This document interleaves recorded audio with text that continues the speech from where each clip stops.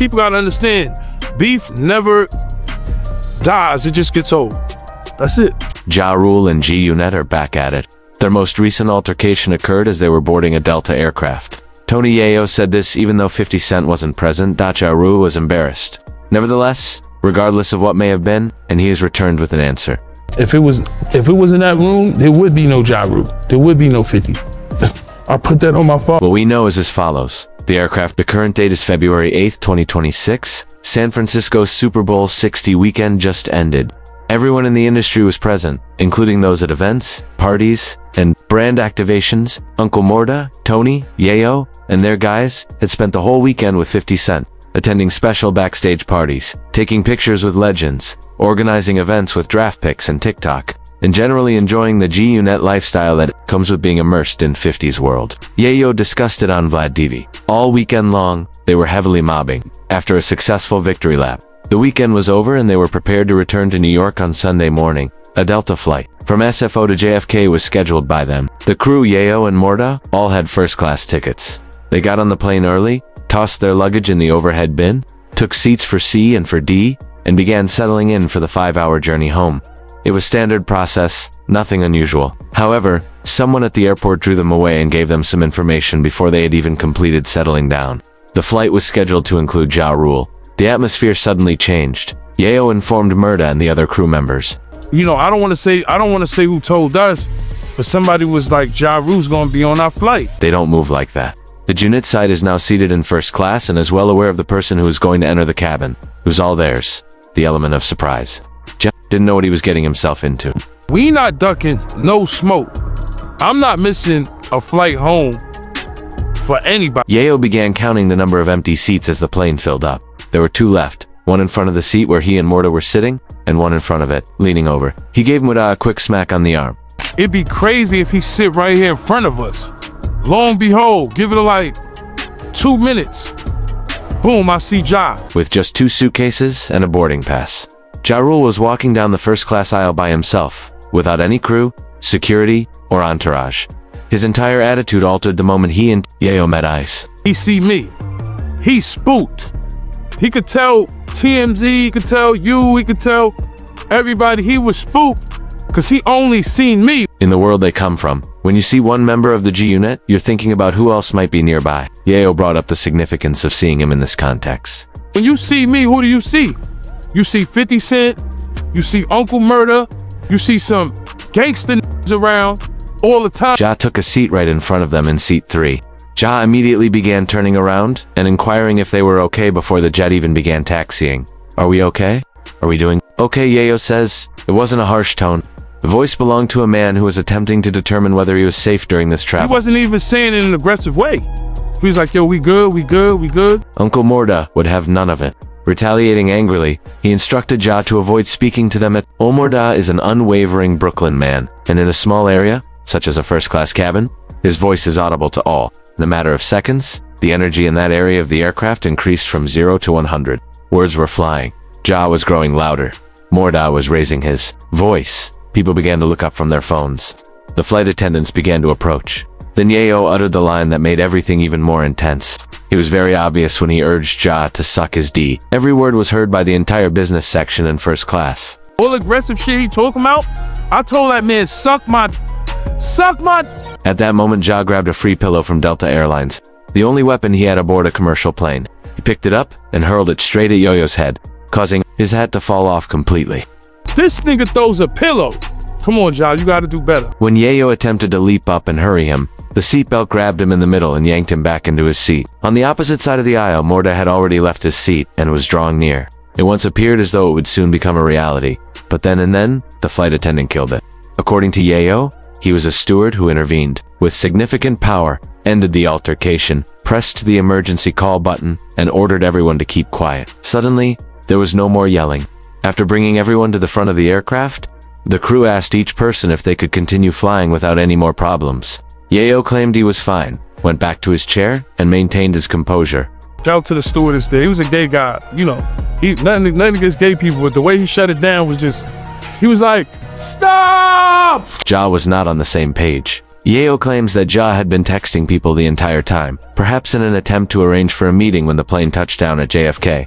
That may or may not be the case, but the outcome was the same. Ja stepped out of the aircraft. Delta acknowledged that one passenger was rescheduled for a later flight and that 2 passengers were contacted by the cabin crew after a dispute. Ja Rule was that Travelodot and Yeo made sure to have the final word in before things returned to normal. That knew that. He took himself off the plane. You know what I'm saying? He immediately tossed back the pillow that Ja had thrown at him. However, after the video was posted online, the incident evolved from an in-flight altercation to a major cultural event, and the plane was only the opening act. And that plane didn't even have the loudest voice in the room. Yaz, disobedience, the AI video, the consequences, and trolling from the 1950s. I say, here you go anyway, bitch ass. Threw his pillow right back to him. The same pillow he threw in my threw it right back to him. Boom, he's sitting there. Uncle Morta posted the video on his Instagram account for everyone to view within hours of the plane landing. Morta narrated the first tape in real time as Ja Rule walked down the aisle toward his seat, calling him a sucker just in front of him as the camera rolled. That video's unadulterated energy, including the claustrophobic cabin, the overhead bins, and Yaz's face frozen in mid-realization, struck a different chord than a normal rap feud. It wasn't staged. There was no music video here. This was an unguarded moment caught on an iPhone in first class, and it went viral. Even more telling was the second clip. With a smile on her face and the caption, "Ya got off the plane," it displayed Ya's empty seat after he had been taken from the aircraft. I seized his seat. The entire story was framed from the GeoNit point of view in that clip. We're joking over the fact that he departed and we stayed. By Sunday night, it was featured on all of the major hip-hop blogs and entertainment sites. The videos were included in publications from Hip Hop DX Complex, People, the LA Times, and Billboard. In little than a day, millions of views were accumulated. The boss then joined the conversation. On February 9th, one day following the trip, 50 Cent reposted Uncle Murda's video to his personal Instagram. Textbook 50 was his caption. He claimed that Ja was alone and that he had to create a spectacle to get rid of his intimidating persona. He concluded by tagging his cognac brand since. Even when he destroys a competitor's reputation, he is still promoting his goods. His more than 30 million followers immediately saw that post on their feeds. In the comments, Tony, Yeo, and Murda used laughing emojis together. The entire Gune ecology was triggered, intensifying the humiliation. One party was making fun of Ya for the pillow throw, while the other was advising these grown men to act like adults. The common area turned into a battleground. However, 50 wasn't finished. There were levels to the pettiness. By sharing a completely animated, exaggerated movie of the plane scenario that made Ja Rule look as cowardly and foolish as possible, he intensified the teasing. The unsettling video at the heart of the story was this one. Ja did not submit it to GeoNit. It was something about Ja that 50 made up and posted online. The purpose of the video was to increase both virality and shame, and it was successful. Every platform has millions of views and reposts. The comment sections were filled with skull and laughing emojis, which acted as a virtual burial for Ja Rule's honor. For some, it was the epitome of inventive and humorous trolling. Others referred to it as cheesy, dated, and beneath the accomplishments and stature of a man in his 50s. Ja Rule was not remaining silent in the midst of all of this, including the video, the reposts, the AI video, the memes, and the headlines. He began sharing his version of events on X on February 10th. Additionally, he had a very different energy than a man who had been embarrassed. "I popped on these punks by myself on a plane," he wrote in his post. "Lol, as you can see, I hurled the pillow at Yo-Yo's head, knocking off his cap. It was hilarious."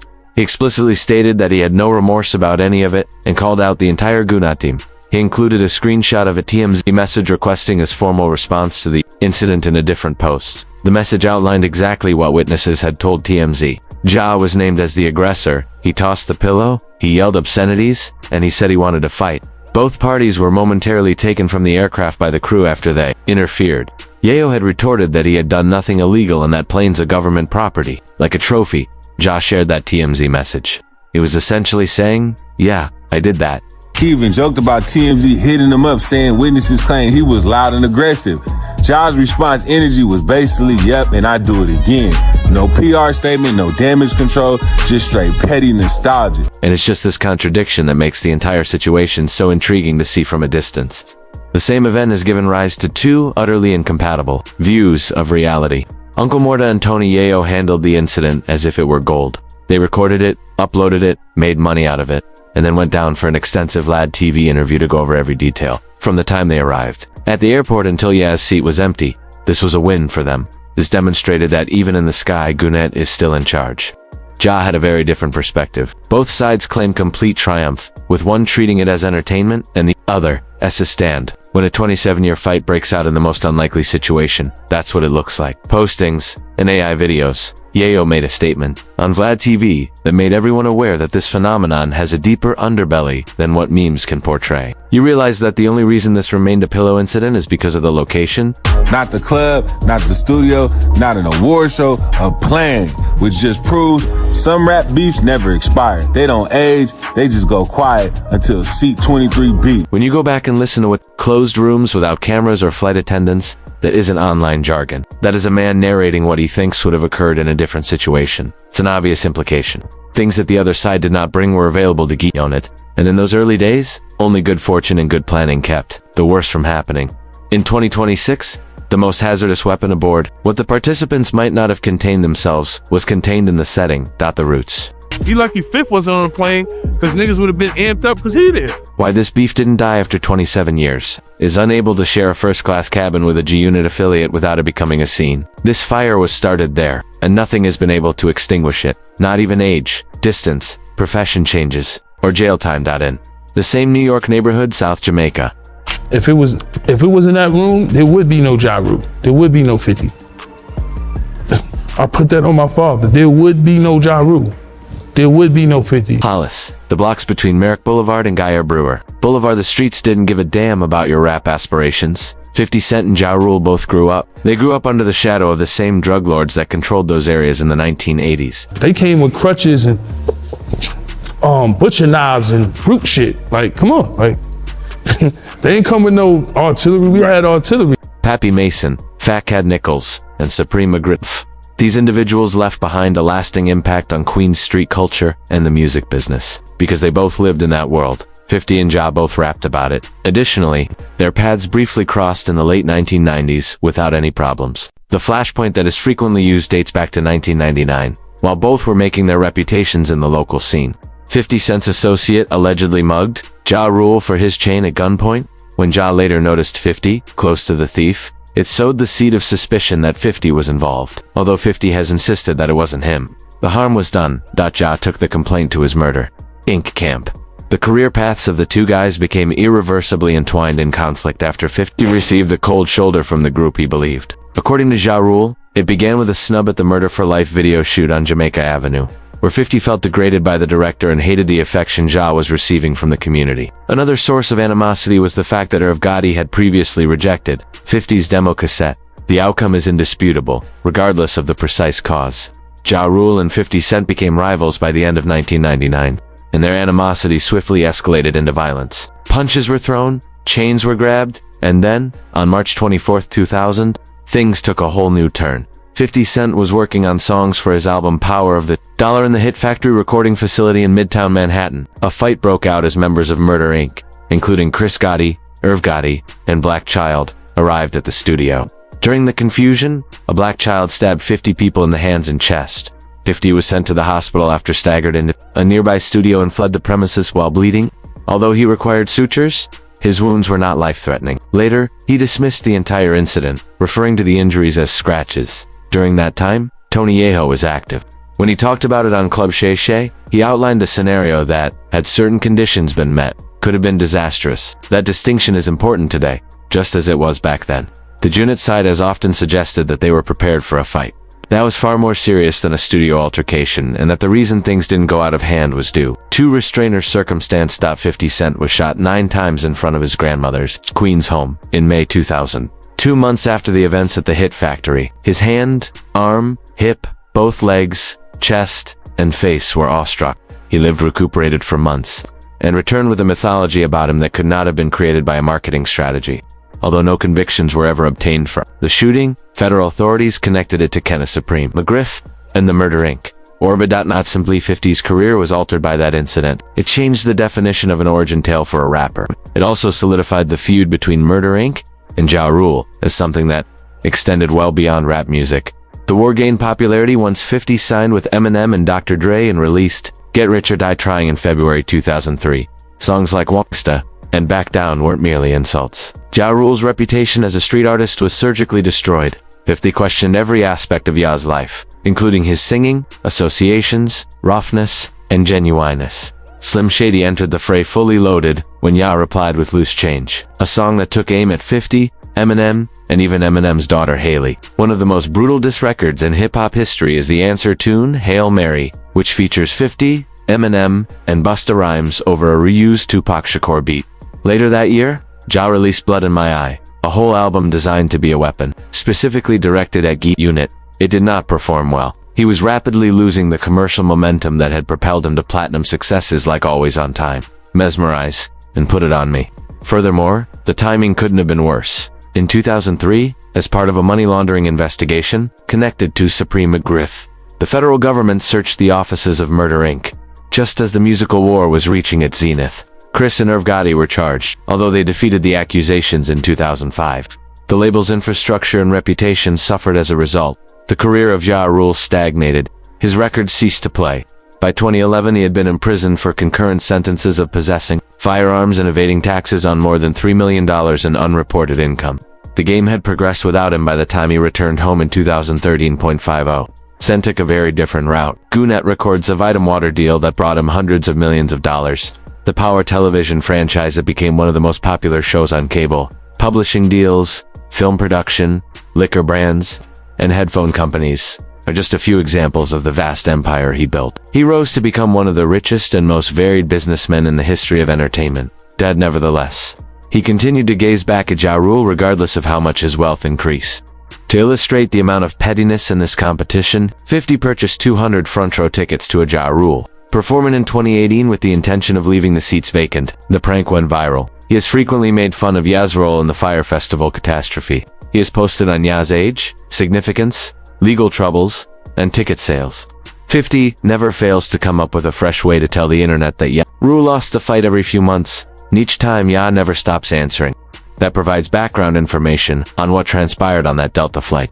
Ja Rule wasn't looking at a random person from the 2000s when he noticed Tony Yayo occupying seat for DEA. The man who destroyed his career, made fun of his shortcomings for 20 years in a row, bought out his concert tickets as a joke, and made his name a joke for more than 30 million Instagram followers, was the soldier he was dating. Furthermore, Yayo wasn't witnessing a previous #1 performer having a rough travel day when he met Ja. The camp that arrived at the hit factory brandishing blades caught his attention. The camp linked to the individual who allegedly dispatched gunmen to the home of 50's grandmother. The camp that attempted to thwart all of Guionet's blessings.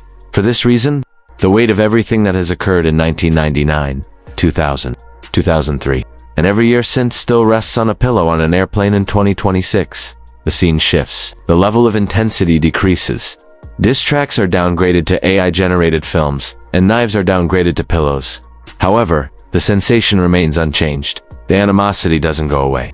The mere fact that people are older does not change the course of history. Additionally, Yayo didn't overthink it when Shannon Sharpe asked him on Club Shay Shay why he still makes fun of Ja after all these years. He made no attempt to intellectualize the hostility or couch it in philosophical terms. He simply stated the truth. You people gotta understand, beef never dies, it just gets old. That's it. That line contains no hint of reconciliation. Between those words, there isn't an olive branch. That's a man telling you straight out that the hostility has no end in sight. It's not over until one of us is gone. As 50 Cent himself stated years ago, and he was correct based on everything. The pillow, the plane, the footage, the AI video, the X posts, the Vlad TV interview, and the 27 years of continuous animosity that had built up. These males are between the ages of 40 and 50. They have children, businesses, and legacies that go far beyond the music that brought them fame. However, it feels like 2003 again when they are in a first-class cabin and breathing the same recycled air. The situation is different. Studios turn into aircraft. Fists turn into pillows. Instagram reels are made using diss track. Street fights turn into comedic routines produced by AI. However, the energy beneath is the same. It doesn't change. It isn't mature. Time doesn't make it go away. It simply continues. Like a vicious cycle that no one can escape. And to be honest, no one wants to. And the reason why people can't stop watching is precisely that unwavering, irreversible dedication to a grudge that began in Queens housing projects, barbershops, and street corners, before some of their fans were even born. The music is no longer the main focus. It has to do with pride, it has to do with history. Two sides of the same community have never been able to forgive one another for their different choices. Additionally, Before settling down, you might want to see who else is in your first class. If you're taking a Delta flight from the West Coast to JFK soon, we have now reached the conclusion of this video. Click on the cards that appear on your screen to view more captivating videos like this one.